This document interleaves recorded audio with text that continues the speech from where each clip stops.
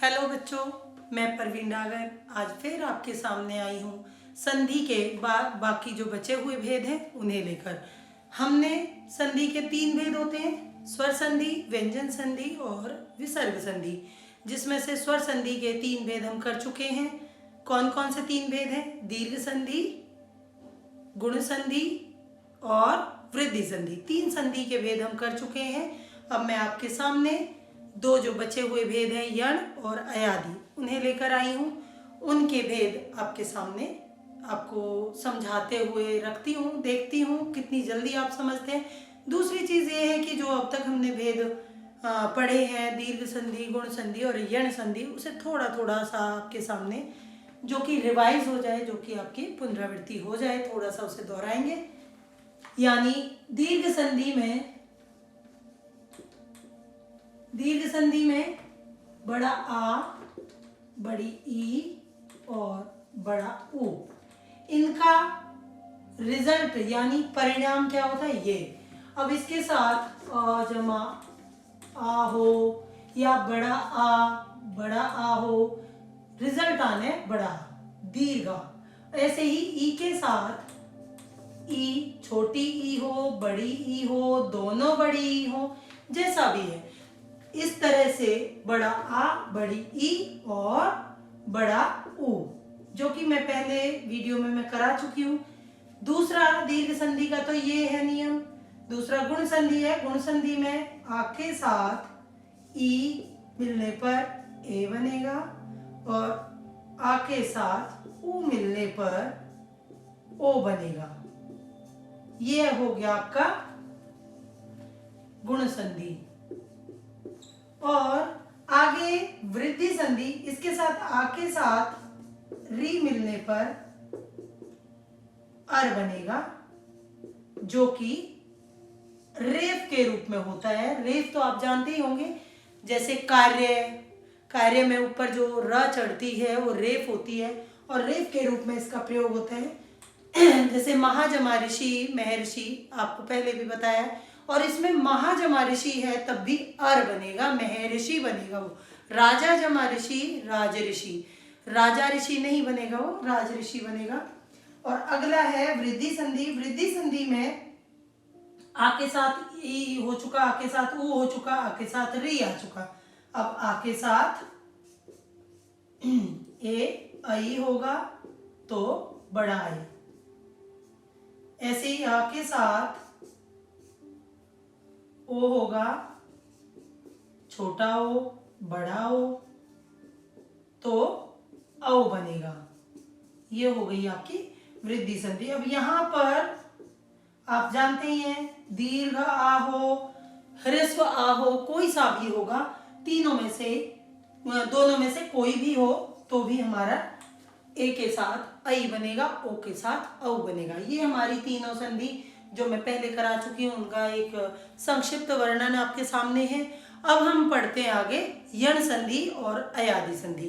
अब यण संधि के लिए आपको ये तो समझ आ ही गया होगा, आ के साथ आ है तो बड़ा आ, ई के साथ ई है तो बड़ी ई, ऊ के साथ ऊ है तो बड़ा ऊ, आ के साथ ई तो छोटा ए, आ के साथ ऊ तो छोटा ओ, आ के साथ री तो अर, जो कि रेफ के रूप में होती है।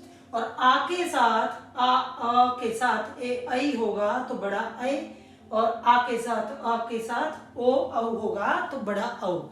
ये आपकी 3 भेद हो चुके हैं। अब यण संधि जो होगी, यण संधि के लिए हमें इनसे आगे बढ़ना है। अब तक आ के साथ सारे स्वर आ चुके हैं, अब ई, ऊ और री के साथ भिन्न स्वर आएंगे। यण संधि में भिन्न स्वर किसके साथ? ई और ई के साथ भिन्न स्वर। अब भिन्न स्वर में कौन कौन से होंगे मैं बता देती हूँ। ई के साथ आ होगा, ऊ होगा, ऊ होगा, ए री होगी, ए आई ओ औ, इस तरह से ये सारे आएंगे। अब भिन्न स्वर का मतलब होता है ई के साथ ई ना होकर बाकी सारे स्वर। अब बाकी सारे स्वर में आ उ री ए आई ओ औ आएंगे। अब इनका बनेगा कैसे? ई के साथ इनमें से कुछ भी मिलता है तो इन स्वरों को देखते हुए वो मात्रा चेंज होगी, मात्रा में परिवर्तन आएगा। जैसे कि ई के साथ अ है तो ये या बनेगा, आ है तो या बनेगा, उ है तो यू, और बड़ा उ है तो यू। ऐसे ही यर, ये, आगे आप समझ सकते हैं यही, यो, यौ, इस तरह से या पे मात्राएं चढ़ती चली जाएंगी। जो हमारा यहाँ स्वर दिया होगा यानी दूसरे पद की शुरुआत जिस स्वर से होगी वो य पर वही स्वर की मात्रा चढ़ेगी। जैसे मैं आपको बता देती हूं, सखी जमा आगमन। अब ये हो गया सखी जमा आगमन।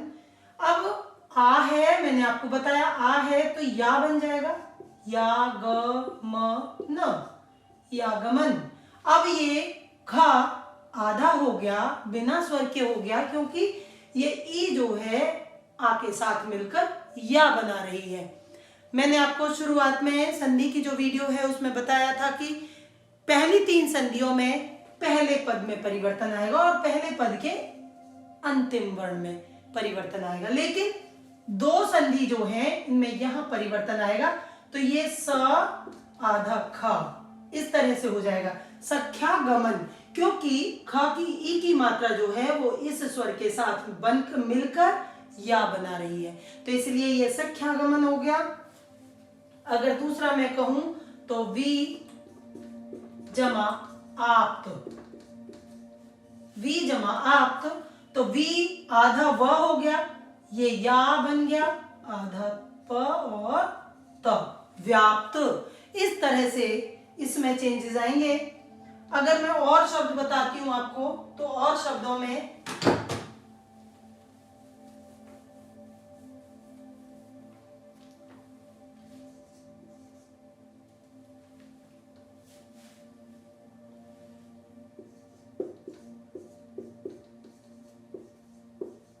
ऊपरी जमा उक्त, ऊपरी जमा उक्त, तो ऊपर आधा हो गया क्योंकि ई की मात्रा इधर हो गई। अब ये यू बन गया क्योंकि ये छोटा ऊ है, और क और त। अब रा कहाँ जाएगी? जब आधी रा होती है तो ये आप जानते होंगे, कक्षा में शुरू से आप पढ़ते आ रहे हैं, जब रा आधी होती है तो वो अगले व्यंजन के ऊपर लगाई जाती है। तो ये क्या बन गया? ऊपर युक्त, ऊपर युक्त। किस तरह से? ऊ की मात्रा का यू बन गया, आधा क आएगा ही, त आएगा ही, ऐसे इस तरह से ये जो रा है ई इसके साथ मिलकर यू बना रही है और रा यहां पहुंच गया। इतना समझ आ गया होगा। जब भी आपको यण संधि का कोई शब्द दिखता है तो आप या और वा और रे त्रा देखेंगे, या वा और त्रा, और उससे आगे वाला व्यंजन अगर आधा है तो उससे आप समझ जाएंगे कि ये यण संधि है। यहां तक हो गया, ये यण संधि का एक पॉइंट हो गया। अब मैं दूसरे पॉइंट की तरफ जाती हूं जो है ऊ और ऊ के साथ भिन्न स्वर। अब भिन्न स्वर कौन से होंगे? ऊ के साथ भिन्न स्वर कौन से होंगे? ऊ के साथ भिन्न स्वर होंगे ऊ ना होकर बाकी भिन्न स्वर। जैसे मैंने अभी बताया या बनेगा, लेकिन ऊ के साथ आ को मिलने पर व, वा, वी, विर, वे, इस तरह से बनते चले जाएंगे। आगे वही, आगे वो और वौ, इस तरह से ये सभी बनते चले जाएंगे। जैसे कि लघु जमा आ ग म न, वही शब्द लिया मैंने जो पहले लिया था, उसमें यागमन बन रहा था, लेकिन अब बनेगा ये वागम न, वागमन। अब घ ऐसे ही उसकी तरह ही आधा हो जाएगा क्योंकि ऊ आ के साथ मिलकर वा बना रही है, तो यहां पर हो गया लघवा गमन। इस तरह से ये संधि यण संधि में ऊ की मात्रा वाले सारे शब्द आएंगे। जैसे कि नदी जमा उर्मी, सॉरी सु जमा अच्छ, अगला शब्द अगर मैं बात करूं सु जमा आगत, सु जमा आगत, तो वागत तो ये क्लियर है क्योंकि ऊ के साथ आ मिलकर वा बना रहा है, तो ये आधा सा हो गया, तो ये बन गया स्वागत। ऐसे ही सु जमा इच्छा, इच्छा होते ही ये तो विच्छा बन गई, विच्छा, और ये साधा हो गया, तो सविच्छा। क्या बन गया ये? सविच्छा। अब आपको ये समझ आना चाहिए कि वह पर कोई भी मात्रा होगी, वही मात्रा के साथ हमें इसका संधि विच्छेद करना है, और अपने आप से अगले वाला व्यंजन आधा हो जाएगा, बिना स्वर के हो जाएगा। आगे बढ़ते हैं हम री के साथ भिन्न स्वर, जैसे अभी यहां था री के साथ भिन्न स्वर। अब री के साथ भिन्न स्वर होंगे तो आप री को हटा देंगे, बाकी यहां वही होगा, और ये बनेगा रा, रा, री, री, ऐसे ही रे, रई, रो, इस तरह से बनता चला जाएगा। अब इसमें मैं आपको उदाहरण देती हूं, मात्र जमा आज्ञा। अब आज्ञा का क्या बनेगा? राज्ञा। राज्ञा तो बन गया, लेकिन ये ता आधा हो गया और ये मां बन गया, मां तो राज्ञा, इस तरह से बन गया, लेकिन ये शुद्ध नहीं हुआ, क्योंकि जहां ता व्यंजन के स्वर के बिना होता है, ता आधा होता है, और उसके आगे अगर रा होती है तो वो अपने आप से त्रा बन जाता है, तो ये बना मात्राज्ञा। क्योंकि ता और रा के मेल से त्रा बनता है। आपने संयुक्त व्यंजन पढ़े होंगे, संयुक्त व्यंजन में जो का त्यों, ता जमा रा जमा आ, त्रा। तो वैसे ही जहां यहां पर हर एक में, क्योंकि री ता पे ही ज्यादातर आएगी, तो उस तरह से मात्राज्ञा, पित्राज्ञा, पित्रादेश, मात्रादेश, इस तरह से। अगर मैं यहां करूं आदेश, आदेश करती हूं तो ये बन जाएगा मात्र, मात्रा देश, इस तरह से, क्योंकि री जमा आ, रा, और ये ता आधा होते ही वो त्रा बन गया। यहां तक समझ आ गया? चलिए अब आगे बढ़ते हैं हम अयादी संधि पर। अयादी संधि जो है वो थोड़ा सा इनसे और कठिन है। जैसे कि सबसे पहले दीर्घ संधि पढ़ी, दीर्घ संधि तो सबसे इजी है, सबसे आसान है, फिर गुण संधि थोड़ी और कठिन, ऐसे ही वृद्धि संधि और कठिन, और सबसे ज्यादा कठिन अयादी संधि है। अयादी संधि के बारे में अब बात करते हैं।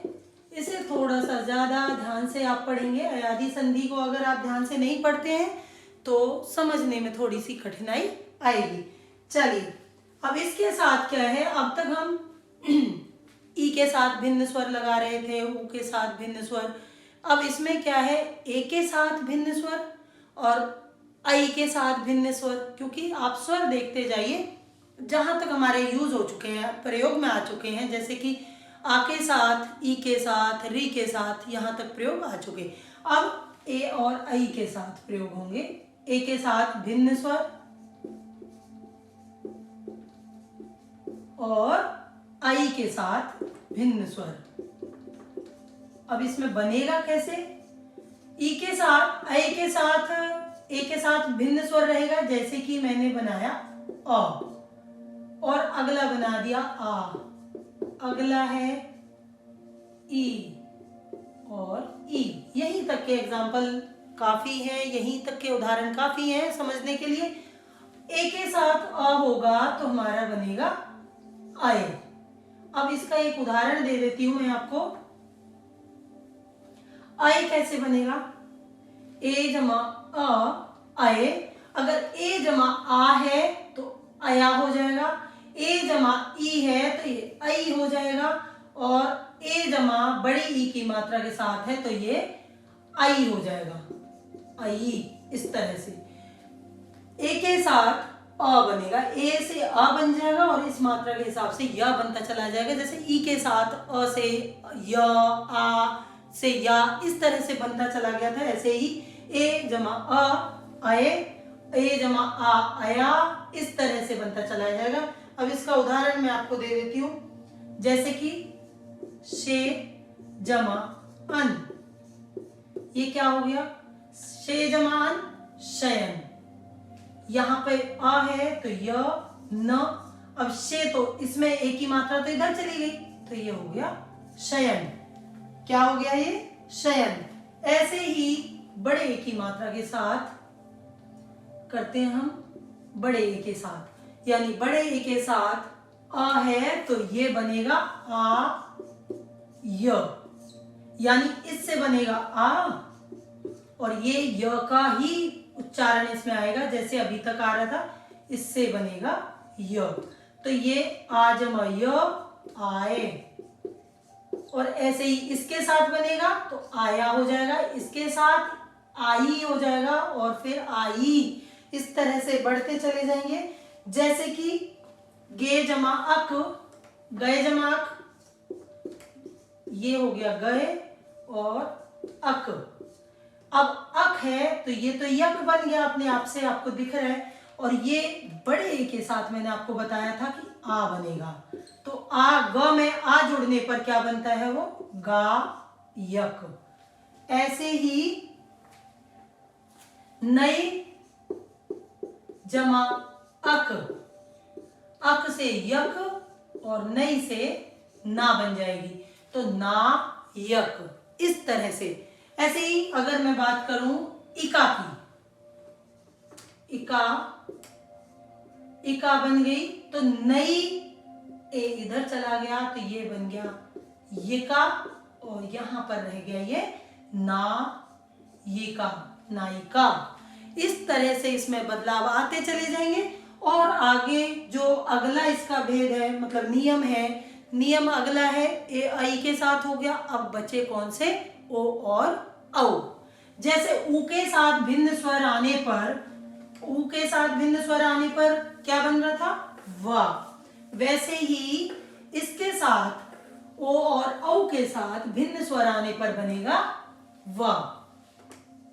ओ के साथ भिन्न स्वर आएगा तो आ का व बनेगा, आ का वा बनेगा, और इसी तरह से ई का वी, फिर बड़ी ई का वी, इस तरह से बनते चले जाएंगे। अगर मैं बात करूं ओ जमा, अब इसका ओ का और आ का, आ से तो वा बन गया, लेकिन ओ से क्या बन गया, आ। अब हम आ के साथ इन्हें जोड़ते चले जाएंगे, जैसे कि पो जमा अन। अब अन से क्या बनेगा, ये बनेगा व न। क्या बनेगा, व न, वन, क्योंकि आ से व बन रहा है, ओ से अ बन रहा है, तो अब ये प व न, पवन, क्योंकि ओ की मात्रा इधर जाकर व बना रही है, तो इसमें सिर्फ आ जुड़ेगा, तो प जमा अन पवन, पो जमा अन पवन, तो ये प और वन का मिलन हो जाएगा, ये पवन बन जाएगा।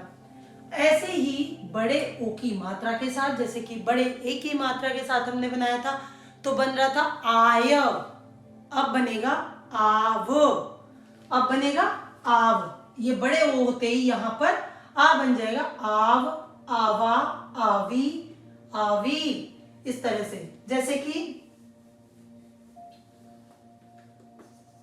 भो जमा उक, भौ जमा उक, उक का बन गया वुक और भो का बन गया भा, क्योंकि ओ की मात्रा इधर जाकर वो बना रही है, लेकिन जहां बड़ा ओ आ जाएगा वहां आ भी बनेगा, क्योंकि ये बनेगा आ वु, आवु। अब इसमें भा जमा आ, तो भा वु क, भावुक, इस तरह से बनते चले जाएंगे। अब आपको अयादी संधि का भेद मुझे लगता है समझ आया होगा, और समझ नहीं आया है, कहीं भी कोई दिक्कत आ रही है तो प्लीज आप कमेंट करें, मैं दोबारा से समझाने के लिए तैयार हूं। धन्यवाद।